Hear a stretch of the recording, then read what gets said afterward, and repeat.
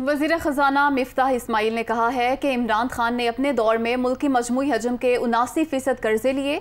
इस वक्त अदायगियाँ बहुत बड़ा मसला हैं। आयशा गौस पाशा का कहना था, अपने पाँव पर खड़ा होने के लिए मुश्किल फैसले नागुज़ीर हैं, मईशत पर सियासत नहीं होनी चाहिए।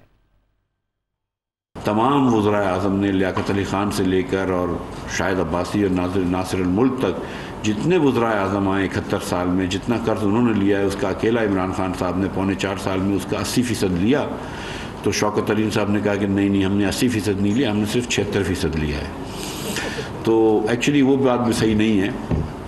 जो डेट है वो उन्होंने 78% ली है और डेट प्लस लाइबिलिटी गिन लें तो वो 79% ली है। और ये जो लोग बोलते थे कि बड़े महंगे प्लांट लगा दिए, ज़्यादा प्लांट लगा दिए, तो बिजली की तो आज शॉर्टेज है। जो लोड शेडिंग हो रही है उसकी एक वजह तो ये ज़रूर है छोटी सी कि जिसके अंदर हमारे पास ईंधन के पूरे पैसे नहीं है, लेकिन बड़ी वजह यह है कि हमारे पास इतनी कैपेसिटी भी नहीं है। और अब 2500 अरब रुपये का पावर सेक्टर का डेफिसिट हो गया और 1500 अरब रुपये गैस का डेफिसिट हो गया, गैस का सर्कुलर डेट हो गया, जिसका हमने पहले कभी नाम नहीं सुना था।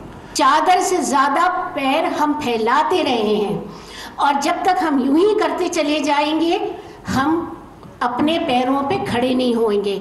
वही होगा, इधर से मांग लिया उधर से मांग लिया, 2-3 साल चढ़ा लिए, चलो उससे कंजम्पशन बूस्ट आ गया, इकोनॉमिक ग्रोथ ज़्यादा हो गई और फिर उसके बाद फट से आप फिर नीचे गिर गए।